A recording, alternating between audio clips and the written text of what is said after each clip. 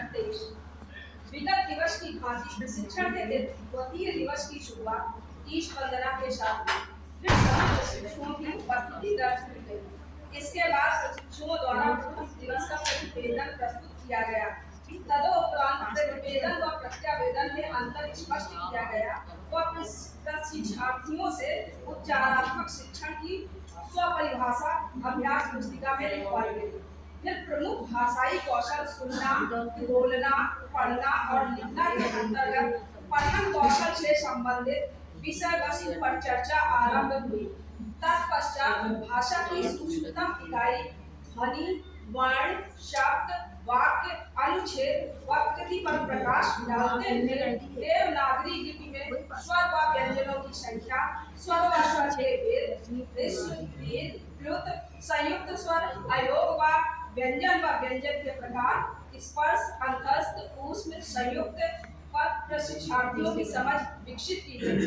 फिर बच्चे हिंदी की विभिन्न विधाओं को शुद्ध उच्चारण, उचित आरोह अवरोह, लय व गति के साथ पढ़ सके। इस हेतु वर्णों के उच्चारण स्थान पर एक बृहद चर्चा प्रशिक्षक महोदय द्वारा प्रशिक्षुओं की सक्रिय सहभागिता प्राप्त करते हुए की गई।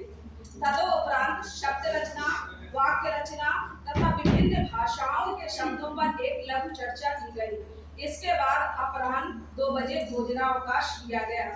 भोजनावकाश के पश्चात एक गीत गतिविधि के माध्यम से प्रशिक्षुओं को पुनः प्रशिक्षण से जोड़ते हुए पठन कौशल के चरण, अनुकूल वातावरण बनाना, लोगोग्राफिक पठन, डिकोडिंग, प्रारंभिक मध्यवर्ती पठन, समझ के साथ पढ़ना, धारा प्रवाह पठन आदि को विभिन्न उदाहरणों के माध्यम से स्पष्ट किया गया। साथ ही शिक्षक डायरी, शिक्षण योजना व निपुण तालिका पर चर्चा की गई। अंत में चतुर्थ सत्र में चौथे भाषाई कौशल लिखना के अंतर्गत रचनात्मक लेखन, अनुच्छेद लेखन, दृश्य शुद्ध आधारित लेखन, विज्ञापन निर्माण, समाचार पत्र निर्माण, बाल पत्रिका निर्माण, वाक्य पट्टिका निर्माण, कार्य पुस्तिका के उपयोग की समझ विकसित की गई। विभिन्न गतिविधियों के साथ प्रशिक्षार्थियों को सहभागी बनाते हुए विभिन्न गतिविधियां कराई गई। इस प्रकार गुणवत्तापूर्ण प्रशिक्षण के द्वितीय दिवस का समापन हुआ। Thank you.